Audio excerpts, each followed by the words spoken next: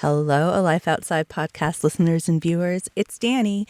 Last February, I spent a few nights in Joshua Tree National Park. I spent 2 nights at White Tank Campground. It's at 3,800 feet in elevation, and it's just off Pinto Basin Road. It's part of the darkest section of the park at night, so the sky views are pretty epic.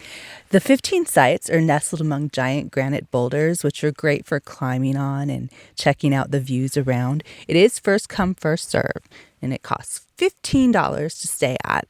There are pit toilets, picnic tables, and fire pits, but no water, and there was no cell service, at least for me.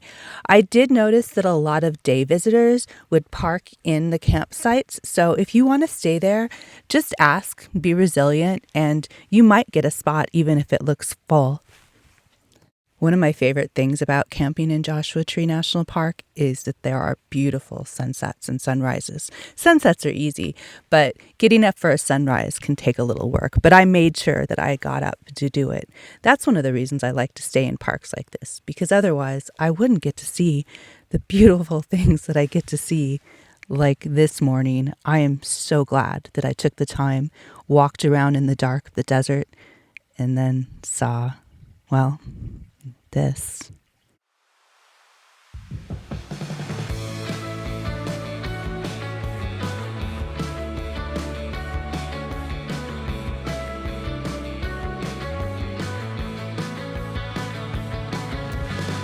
Yes, I'll come back to you. No, I won't ask where you run under the sun.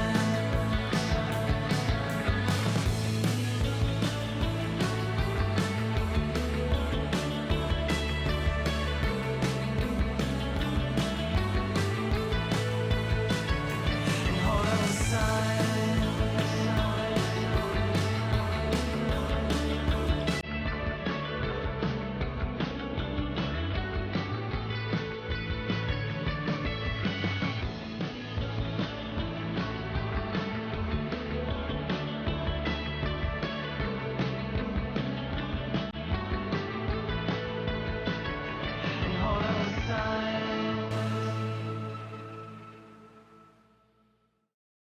Because it was winter in February, it still was a pretty cold day.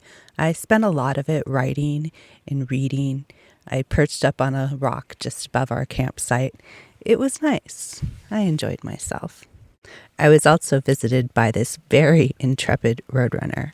I didn't see any other roadrunners on the trip. I was told that I would see quite a few, but this one seemed to know where it could get food. I didn't give it any, but it really tried hard.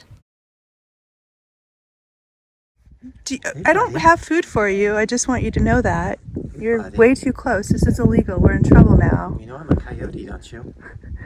That means he's gonna throw an anvil on my head. So, hello. I don't have food for you.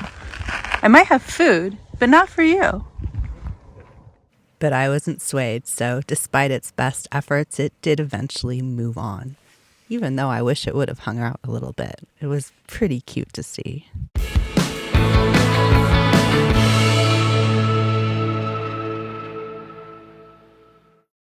Right near the campground, there's the Arch Rock Trail. It's pretty popular and it's 1.5 miles. It's relatively easy. There's 200 feet of elevation game. You can kind of choose your own adventure in climbing the rocks and such. But please park at the Twin Tanks parking lot and not in the campground. I've noticed a lot of people doing that, and I think that's why the campground looked like it was filled. It is a really nice campground to stay at. I think there's just rocks everywhere that you can walk around on. There's, like I said, beautiful sunrises and sunsets. And because there's not as many people on that side of the park, it's relatively quiet.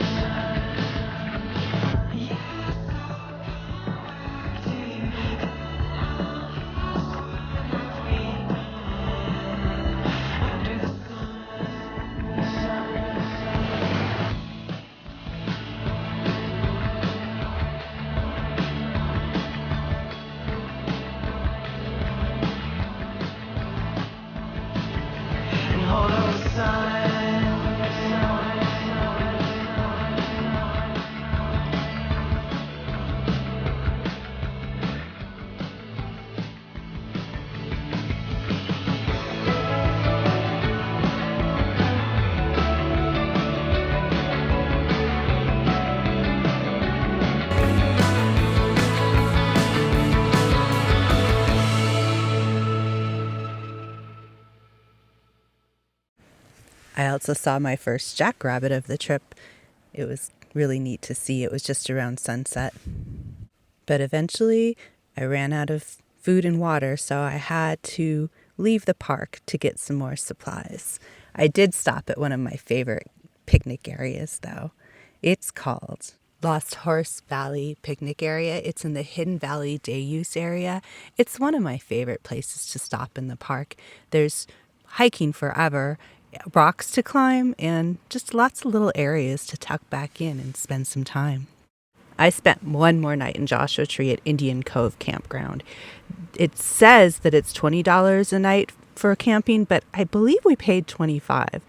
But in the morning, I got to see some people climb some rocks. Thank you for listening and watching, and I'll see you next time. Or outside.